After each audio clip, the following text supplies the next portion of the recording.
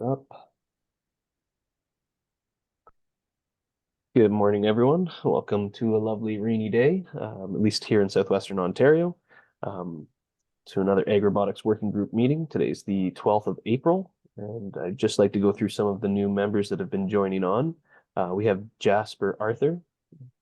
I'll double check and make sure that they're on the call.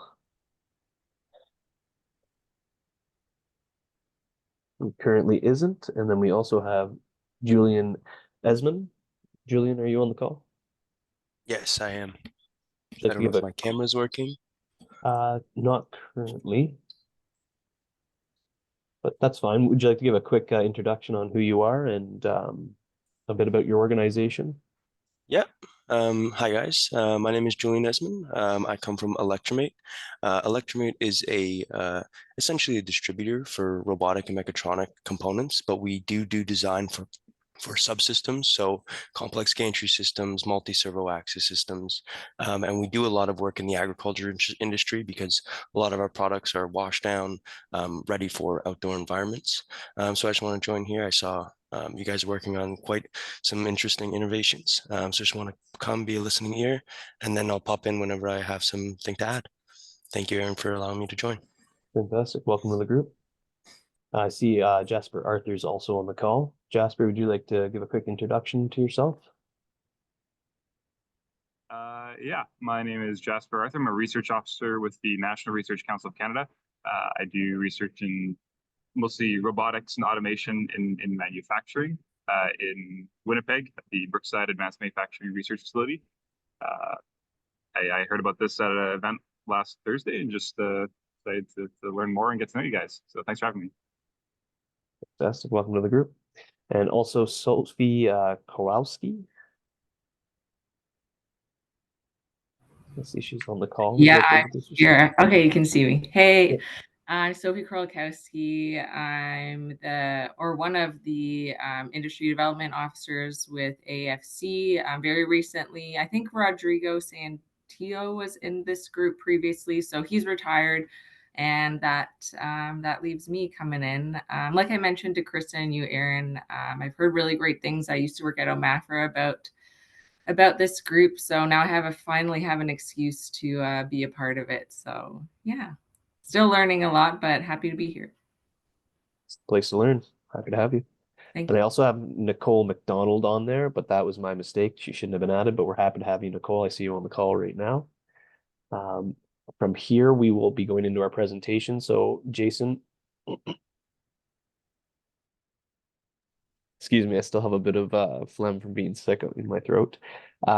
Jason Gaharbo from Haggerty AgRobotics will be giving us an update on the scouting project. So, some of you will know Jason already. Yeah, Jason, if you'd like to take it away. Sounds good. Thanks, Aaron. Can you hear me okay still? Yep, sound good. Awesome. All right, I'm gonna test my screen sharing here. Oh, can you see my screen there? Yep, you're good. Excellent. All right, so yeah, so this is I'm gonna talk about the scouting project that we've been working on for about a year now. You may have heard us talk about it a couple times during some of these meetings, so I'm happy to go in more depth today and talk about how we got to where we are today, and what we're going to be looking to do this growing season and into the future. So weeds and weed resistance is becoming an increasingly growing challenge with the available herbicides. This is especially true or in vegetable crops in Ontario. And in addition to that, for operations, different farms, different growers, always trying to optimize operations. So this is one area that can be optimized. Our initial focus for this work is on lima beans. There's over 4,500 acres of lima beans grown in Ontario. And this crop was identified as having significant weed challenges and downstream costs that are associated with pests ending up in the harvested crop. So this in the past has resulted in hundreds of thousands of dollars in rework costs. So it turned to be a pretty obvious place to start. So crop scouting. So the scouting is important because it's a way for us to know what's happening in the field in terms of pests and disease risks that might be present. But the currently available techniques for identifying these weeds is it's a bottleneck. So currently scouting is done by someone walking through or driving through the field and noting where the problematic pests are. But when they're walking through the field, that collected information is not easily accessible or actionable by the modern farming technologies. For example, we have variable rate sprayers and precision sprayers and those kinds of things, but that manually scouted information is not easily actionable with that. So that's on the herbicide application timing for scouting, but there's also scouting becomes valuable again during the harvest when it's important to know where weed escapes have occurred, again, going back to the contamination of the crop.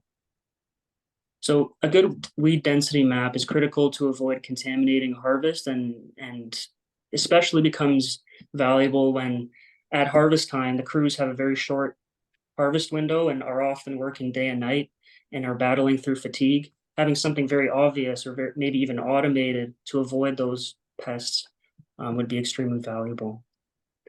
So this is the team that we assembled through this working group. All these challenges in agriculture are multifaceted, especially this one to address weed escapes and horticulture crops. We have a team from academia, government, growers, and yeah, we worked very closely together to identify the problem, understand where the technologies exist today, come up with an action plan, and find funding opportunities to help get this project going. And in the end, we brought all the expertise that we thought we needed, and it really helped drive this project forward. So what we identified is to move scouting forward, we're going to need to cover over or close to 90 or 100% of fields. Currently, only about or under 10% of fields are actually scouted. So getting to the 90% of field coverage is a big a goal. And we want to identify 3 major weeds that are major issues.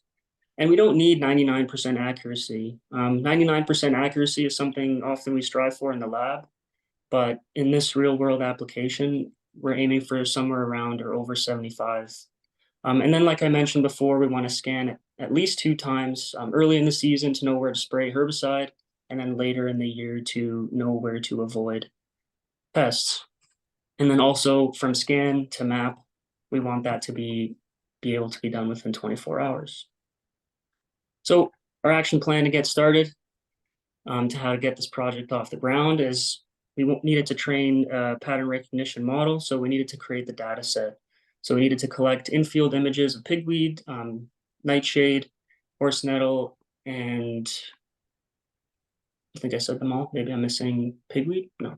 Anyways, yeah, so we need those at different times throughout the growing season. And we wanted to do that at various scenarios in the season or different lighting conditions and those kinds of things, just so we can capture as much of the variability as possible. So for the imaging apparatus, the teams at University of Guelph, Dr. Medhat Musa's team, and the folks at Haggerty AgRobotics collaborated to build the imaging implements, and as well as the data collection protocol and the software and control system needed to control the imaging system. The images were collected on 2 different cameras simultaneously, as the 2 different platforms were driving across the field. So the data being collected was images at different frequencies, and all these images were geolocated with RTK. So we had 2 broad scenarios that we were collecting data or collecting images in. We did some work at the Elora research site, and this was more of a controlled setting. And this was This was, as I mentioned, done in the Allure Research Center. And this plot was imaged each week, which allowed for the database to include the complete progression of the lima bean growth, as well as getting some variability in different treatment options. So we had a plot that had only one herbicide application, some with two, some with none.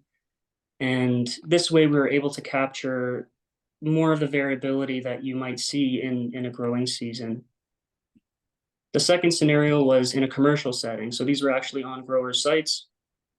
And these sites provided the database with real life commercial applications for both sets of imaging. The crop, for this scenario, it wasn't necessarily us deciding what herbicide and things to use. This was in accordance to OMAFRA guidelines and what was followed by the growers.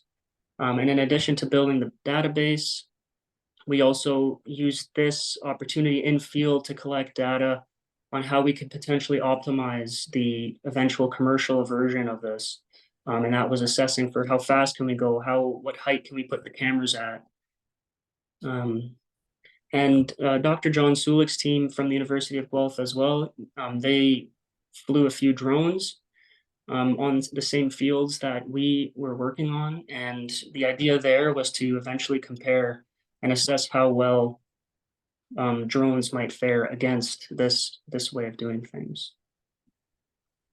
So the next step after we got that image database was to process the images. So over the winter, Dr. Medhat's team, Cole Terry and Matthew worked a lot to label these images. So to initially create the model and train a model to autonomously locate where weeds and plants are in an image, someone needs to go and do that manually first to say, okay, these are weeds, these are crops, this is nothing, and then use those to feed into the model.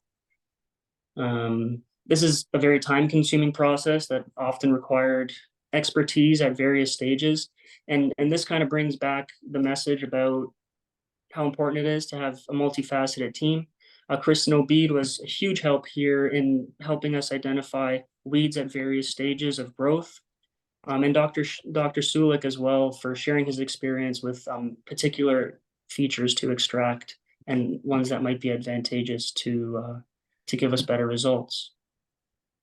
So here's some examples of what a raw image would look like on the left. And then after passing through the trained model, autonomously picking out where the lima beans are and then where the weeds are, and also identifying which weeds they are. This is another example of that, but this is just in the near infrared frequency. You might notice between this picture and this picture, the plant material pops out as green, or the living plant material. And then on this side, the living plant material is kind of maybe a little bit lost with the dead stuff, but the living stuff is a little bit more bright. And this is really nice for labeling. Having this for labeling for the human eyes is a lot easier in some cases to see than this. So the next step after labeling all these images or locating all the weeds in these images, because we collected these images in a path of where the scouting machine went, we had to stitch all these images together and overlay them back onto the map, which was possible because all the images were geolocated. And from there, the count and number of weeds for each section of the field was plotted, and it looks something like this. Each node or circle is made up of multiple images, or the number of plants is counted. But the next step of the program is turning each node into the heat map, which plots the different densities. And so that where we are today is getting something like this. So this is known as the weed density map. The results appear as a heat map showing areas of the field with different concentrations of weeds. And in this case, we have green representing high numbers of pigweed and red representing low numbers. And the same process is followed for horse nettle and nightshade. And one of the goals going to the start with precision sprayers and some of the technology we have today is that this map is in a file format that modern sprayers could use to automate variable rate spraying at each nozzle when they're going over particular areas of the field with different weed density. And then again at harvest time, when making decisions about which areas of the field to avoid. So next steps, we're going to use our learnings from 2023 to update the scouting system. For example, we found that there wasn't really a big benefit of using both RGB and infrared for automating or creating the model. That didn't really make the model that much better. In some cases, using both makes the model more accurate, but we found that even though that was the case, it was marginal. And for us to get that, the cost difference would be a lot greater than marginal. So we're going to aim to just use the one set of cameras or the one frequency band. And we also found that we could get a lot better accuracy if we lowered the cameras, which we knew, but we were trying to get them as high as possible. And then running at a medium speed versus the 3 speeds we tried would be ideal. And then this coming year, we're going to apply the model that we created last year into commercial growing setting, but using multiple cameras so we can cover more acres in each pass. And this is going to allow us to scout the fields a lot more quickly and make it commercially viable. So I'm almost done. I just want to spend time to say thank you to all the project team members, farmers, Dan Oliver from Norterra, Kristen, Peter Smith from, he was the crop technician at Alora, and the Haggerty AgRobotics team, Grant, Perry, Chuck, and our summer student last year, Ryden, and then Dr. Medhat's team, Cole and Matt. And also a big thank you to the various organizations who helped fund this project. And then again, back to the working group. So this project is a real testament, I think, to what we're doing here with the working group.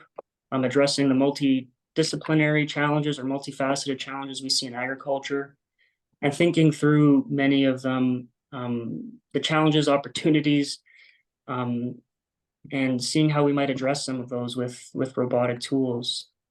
So with the group that I mentioned earlier, and this was just one example, I'm sure we're going to do this together in different groups and going forward.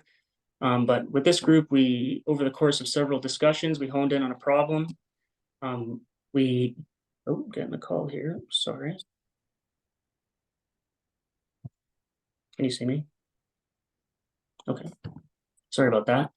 We honed in on the problem. We found the available tools and technologies, figured out what we needed to do to get the project going. And then as a team with our respective experiences and areas of expertise, we have been able to tackle at least where we tackle the challenge. We're not completely at the end, but we're getting there one step at a time. And with that, I just want to thank you as well for your attention, and I'm open to any questions that you might have. Thank you for that presentation, Jason. Any questions for Jason? Joe Dale? Jason, have you been in touch with Emily out in Manitoba?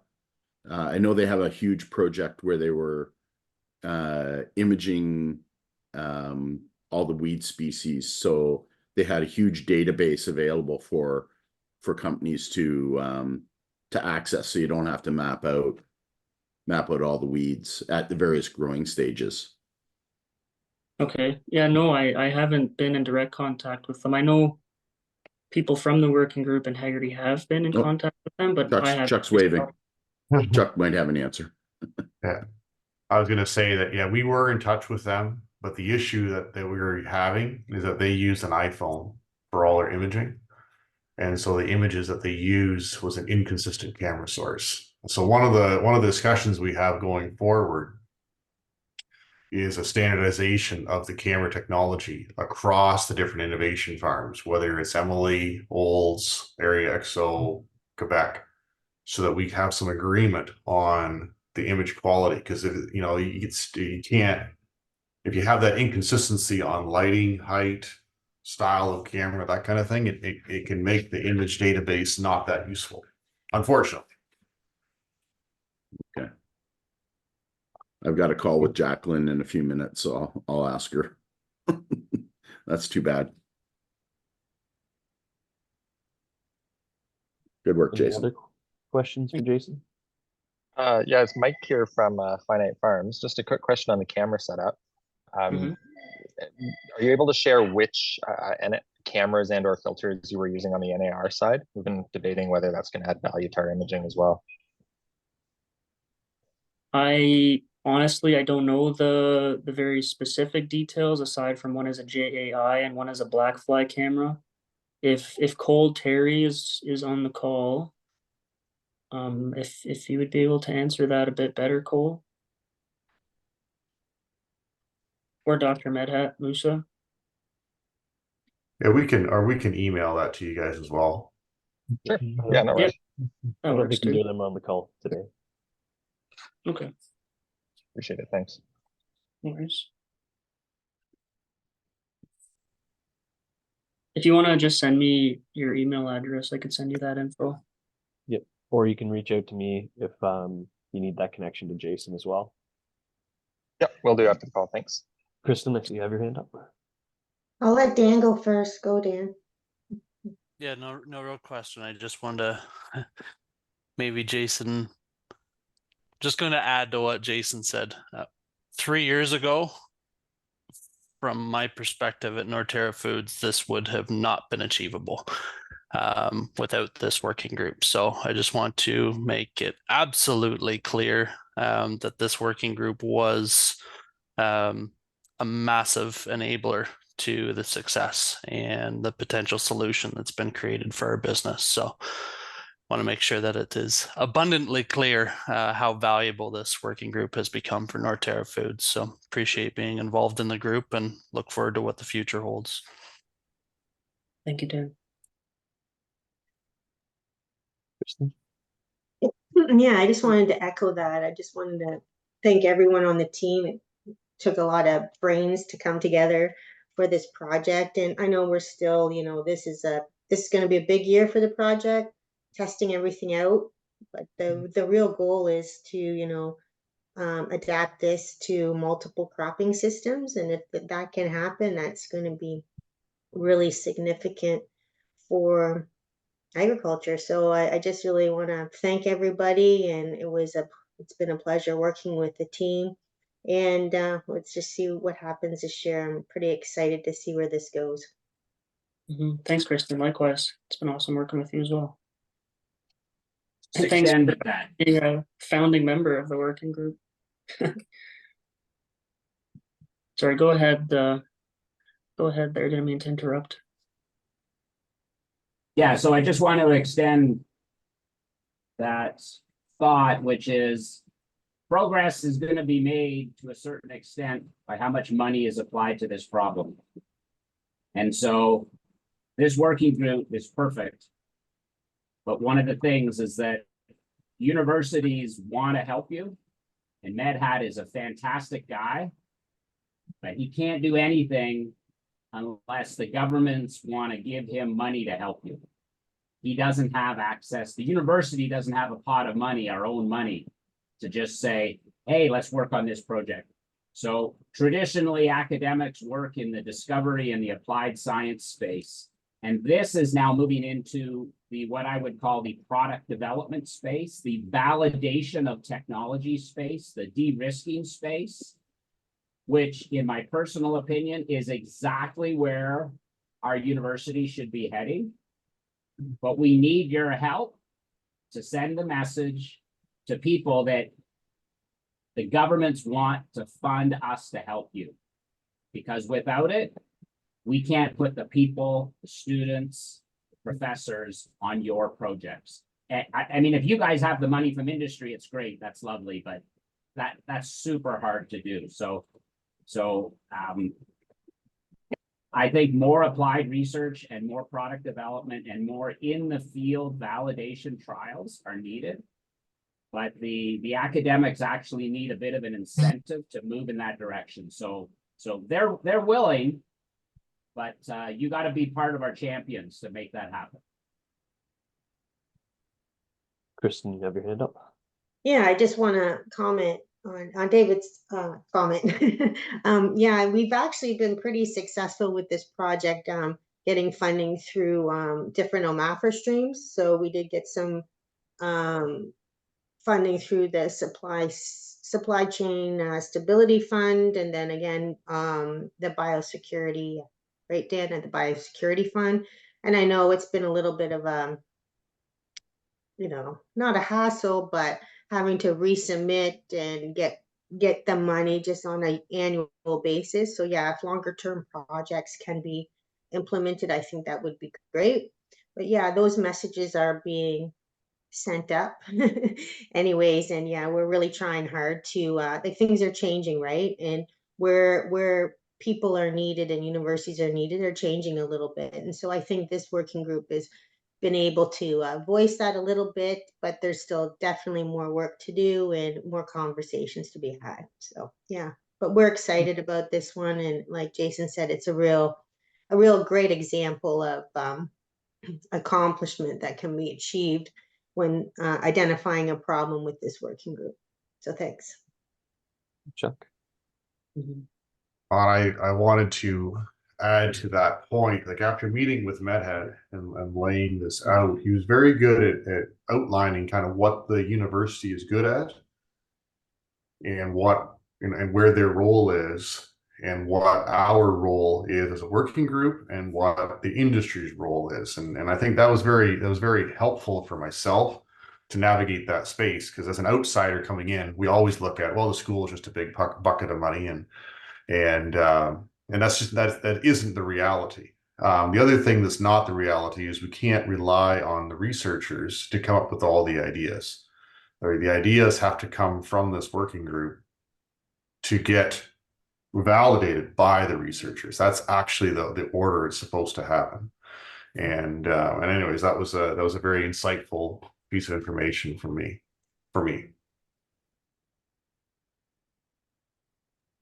Very well said. We also have a comment from Dan Oliver saying, like the universities, industry can't fund it all either. So, so any other questions for Jason on this project before we shift into the next section? Thank you very much for giving your presentation, Jason. It was good to see what's actually going on behind the scenes, and I'll see if I can get that information out to people in the group as well about the cameras, as I think that would be very beneficial for everyone to have. So, Okay, sounds good. Moving on to conferences, Discovery X conference, which is the 17th and 18th, so that's mid next week. There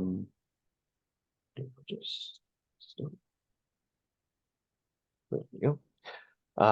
Joe Dales actually has a couple of extra tickets. Joe Dales from RHA Ventures.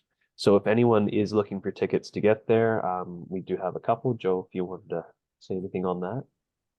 They're $500 a pop. So if you want a freebie, give me a call or touch base with Aaron. I think we've got a few extra passes. We're exhibiting down there, and I think we'll be talking. I'm pretty sure they're taking the working group sign, and we'll be displaying it at our booth as well. And then we'll be announcing a MOU with OCI. They've finally identified agri-food tech as a sector they want to fund, one of the 4 sectors. So we're going to be helping them on due diligence and some of the funding. So I'm not sure what it's going to look like, but anytime you have big organizations like that recognizing agriculture, it's positive. So Nevin and the crew will be down there, and hunt me down if you'd like a ticket. Thank you. Appreciate that. Other thing that's kind of interesting as well, we had an invitation come out from the Trade Commission. Basically, they want to have a round table with ag tech market and find out more about that. So they're really interested in precision ag, controlled environment, agriculture, robotics, and artificial intelligence, sustainable solutions. It's an in-person meeting at 180 Queen Street in Toronto. And that's on the 30th, but you have to RSVP before that. So if you look at the agenda, there is an email at the bottom. It's Janice Vogtel at international.gc.ca, and that has to be submitted by next Friday on the 19th that you'll be going. We toured them through. They're a fantastic connection, and they have a wealth of, I guess, connections for you to go through, especially when it comes to export. That's really what they've been trying to push for. So there's more information on that in the actual agenda if anyone is interested in that. And if you have more questions and you don't have answers, you can either reach out to the RSVP person or myself, and we'll get those answers for you. Aaron, yes, that's the day before the Agritech Venture Forum in Toronto. And I know there's several robotics companies presenting. Sean O'Connor from, I can't remember the new company, but it's the mushroom tech companies presenting and stuff like that. So that's why they're tagging that meeting ahead of the Agritech Venture Forum in Toronto. So that for people that are raising money, that might be a place where they should oh, Garson, yeah, for ag robotics, I think. So is Sean's new branded company. Pronounced forage, I think, is how they mean it. It's a little play on words. Perfect. The mushroom picking one. Yeah, you got it. And we'll be down at that too. So if they can't make it and they want introductions and stuff like that, they can reach out to me and we're happy to help. fantastic. Other events going on, we have the Agritech Venture Forum, which is on the 1st and 2nd of May in Toronto. And then we also have the Aviation and Robotics Summit, which is on the 14th and the 16th in Pittsburgh. I do believe Chuck's going to that one. And we have the International Symposium of Robotics. The Pittsburgh one is next week on the 16th. It's 17th and 18th. Got it.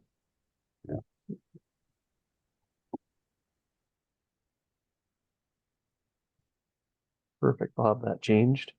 And then we also have the International Symposium on Robotics and Automation, which is the 22nd of July in Manhattan, Kansas.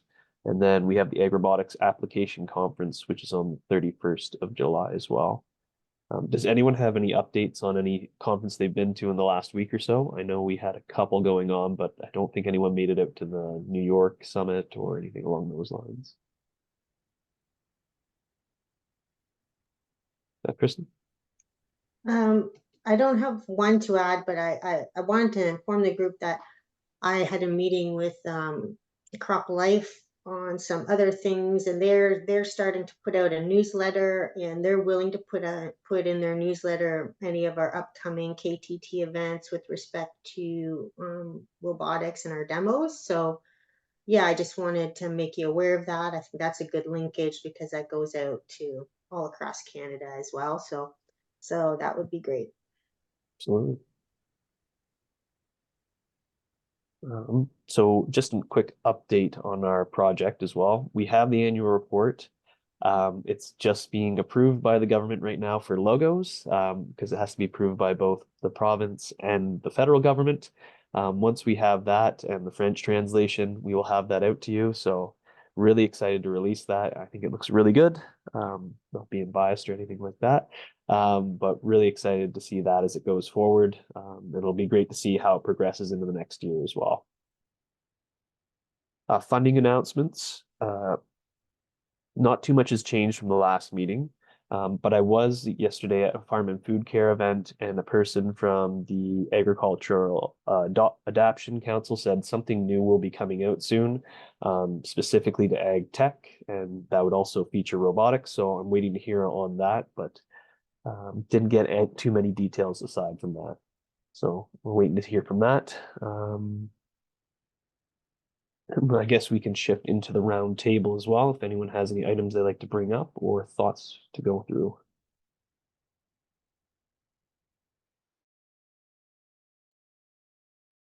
I can kick it off if you want, Aaron. That'd be great. Just a couple of neat announcements. RHA's made small investments in real life robotics out of Waterloo. It's Cameron Wade is the CEO there. We really like that company. We'll try to get them to start attending these sessions, but that's I saw them up at the CFIN event in Ottawa a few months ago, and we've been tracking them for a while. Cameron's been in the industry. People met him. I think, Chuck, you met him when he was with Arion. And so, and he's got great connections into the University of Waterloo's robotics, I don't know, labs and infrastructure up there. So I think he'll be a really valuable and his team a real valuable node when it comes to the working group. And then we also made an investment in Harvest Corp Technology, which is the group out of Tilsonburg that's working on the harvesting technology, asparagus, and then eventually, I think, some other crops like broccoli and cauliflower. So Chuck knows them fairly well. Their major investor is a group called Triton Automation out of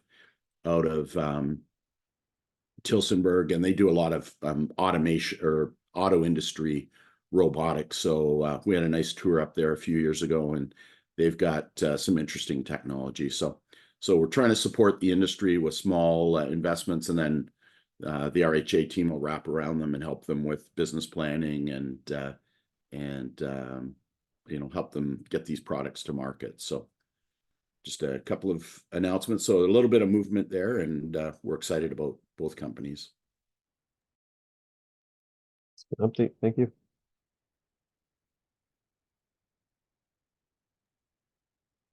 Does Anybody anyone have else? any feedback on the 5-year funding priorities as well? Just wondering if anyone had any ideas or any comments on that, now that you've had a bit of time to digest it from the last meeting as well.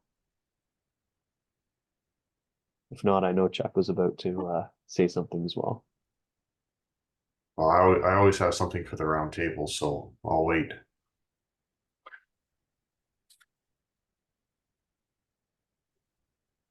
You can jump in, fill some silence. This is more of an anecdotal story, which is relevant to this group, but it's relevant to all big working groups. I was watching some historical videos on NASA, and of course, NASA's had problems here and there over the years with things failing, and they play in very complex spaces. Anyway, the take-home message was that you cannot communicate too much in working groups like this if you want to get to the finish line. And a lot of us get really busy, and then we kind of either stop communicating, or we're like, oh, no, I'm too busy to do this. I think it's really important to have a mindset to plan to over communicate so everybody's on the same page. It makes a huge difference. It keeps the group together. The cohesiveness is there, and you won't miss that one issue that potentially can sink the group because a project fails or technology fails. So when dealing in complex systems, basically NASA said the only reason they put men on the moon is because they over communicated in all of their work plans to get Apollo to the moon. And so communication, I'm just trying to say, is extremely important long term to make this work. Thanks, David. I was going to, I guess I had a meeting yesterday with Ben Voss. So Ben was formerly the sales director for Raven for North America. He's recently left that position. He is now the president of Nexat. And if you guys are familiar with Nexat, they are the ones that build the gantry style tractor based out of Germany. And so he made a presentation on that. And really what that company is after, it's a little bit interesting in that when they designed the machine, if you think about current tractors have an engine. The engine is actually part of the frame of the tractor. And then you have a transmission that's also part of the frame. And then you have your tractor. So the Nexat's a little bit different in that it has two basically stationary generator engines that are on the machine. It has 8 electric propulsion systems. So the same generators that are being used to generate the electric drive are also being used as the drive motors. So rather than having different components, they elected to use 8 of the exact same component, which makes their design and serviceability a lot easier. It's a pretty interesting idea. There are 3 of the Nexats in North America, and one of them is going to a farmer in Manitoba sometime next year. They're not sure exactly when. They've got lots of problems, you know what I mean? Like with a startup company, if you can imagine, things don't always work the way that they intend. But what I found interesting was their focus on regenerative ag. So when you think about a giant, that 1,000 horsepower machine that's 45 feet wide, that and regenerative agriculture aren't normally used in the same sentence. But what's interesting is the father and son that invented that machine, they have received angel investment from a German chicken processing company that has basically, backed that company. They are not going after any kind of venture capital, which is very attractive actually as a partner. And what they're looking to do is they are looking for a Canadian manufacturer to actually start to build 5 of those machines sometime in the next coming time frame. So that's an interesting piece. This is all very early. This could all change tomorrow. But I thought that was an interesting approach. And the idea of that machine, because of the way that it's built, it's very easy to add automation of the implements to that machine because it was built that way from its original design. Everything is done by computer. There's no direct linkages. It's all remote camera. The idea of that whole machine is to build it with autonomy in mind, which is very difficult when you have a clutch and a braking system and a power shift transmissions and all this kind of stuff. So I thought that was a very interesting meeting, and I had a good update with Ben as well. They've been, he was very supportive of us with the Omni Power in the past. So just thought I'd pass that along.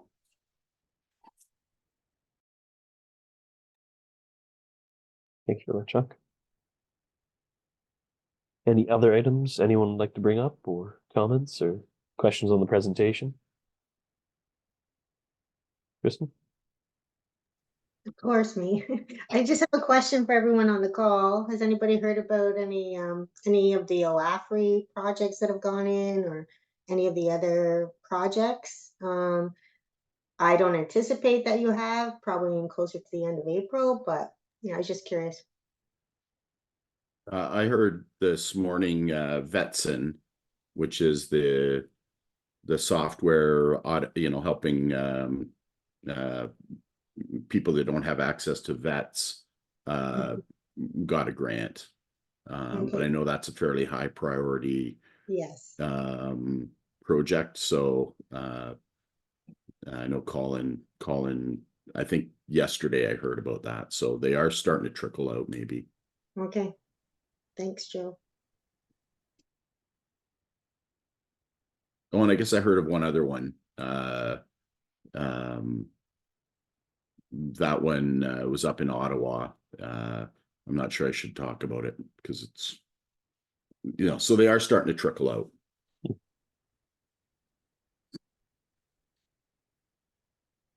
Jason, did you want to talk about your meeting with Area XO? You want to update the group on that?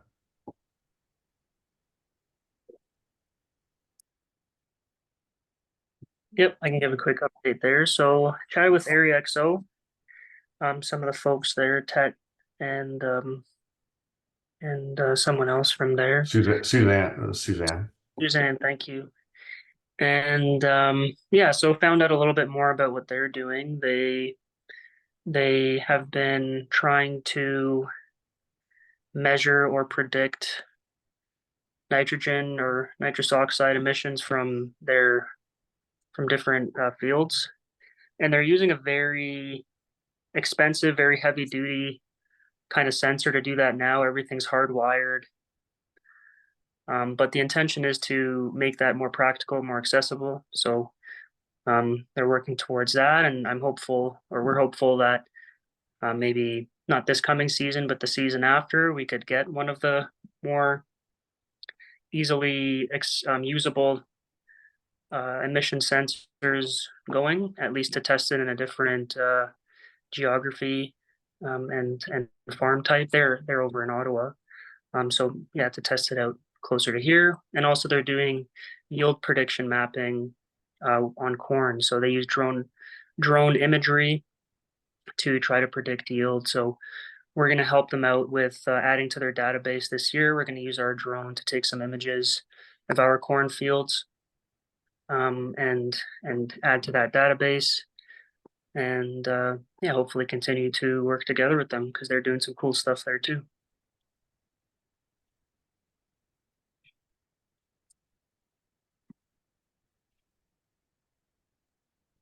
Fantastic. Any other items anyone wants to bring up? Maybe just to add on to Area XO, and I think I told Chuck this, been some restructuring at Farm Credit Canada, and Chelsea now is Chelsea Gray, who runs the Innovation Farm project, now reports to a new person, Graham Millen, who's heading up their innovation and a lot of their venture capital stuff. So they're amping up their support for ag and food innovation. So people that know Fred Wall is he's kind of been moved around in there, but the important guy now is Chelsea and Graham Millen.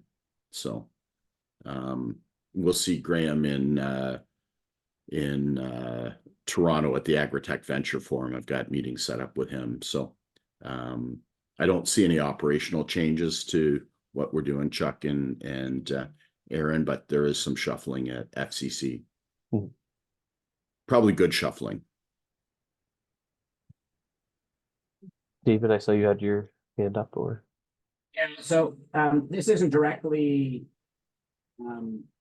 perfect fit for the AgRobotics group, but we're holding a cybersecurity event on Wednesday, April 24th at the Cutting Club in the afternoon. It's not a very big event. It's going to be about 100 people, but there are some seats available. There's going to be a panel discussion about cybersecurity, and essentially the focus is more on site and farm protection. So, dairy operators, beef operators, swine operators, but essentially it's about cybersecurity is pretty much a problem waiting to happen, and awareness needs to be increased, and people need to realize that there are players in the field that are attacking farms, and we need to start getting our people protected. So anyway, so there's some people and experts are going to be talking on a panel, and there's going to be a bit of networking. There'll be a few government and high profile people there, but if you're interested in kind of site, producer, farm, cybersecurity in general, and maybe networking a little bit, just send me an email and we can get you a ticket. Or Tyler Zemlak as well. There's also a question for you, David. It says, will this be recorded? I don't know if it will be recorded. I don't know. Tyler, are you still on the line? Do you know if it's going to be recorded? Yes, thanks, David. We've actually decided not to record it for a number of reasons I won't get into, but we do have one of the plenary talks that will be presented there by Dr. Ali Dagatana available, and that's recorded, so that's something we can definitely share. I see you have Eric Frank looking for a ticket as well, David. He's put his email in there.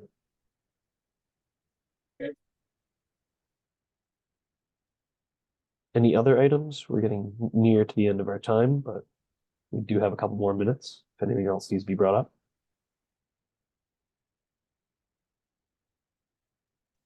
No, with that, then I would adjourn the meeting. Thank you all for joining us, and thank you, Jason, for presenting to us today and all the inputs from everyone. If anything does come up and you need a connection with anyone in the group, feel free to reach out to me. I'm more than willing to connect you or get information that you do need. That's a big part of what the working group is. It's facilitating this information transfer between all these different parties. So really happy to help there. Don't be a stranger. Have a good one. Thanks, Aaron. Bye, guys. Thanks, Aaron. Thanks, everyone. Good work, Thanks, Jason. everybody.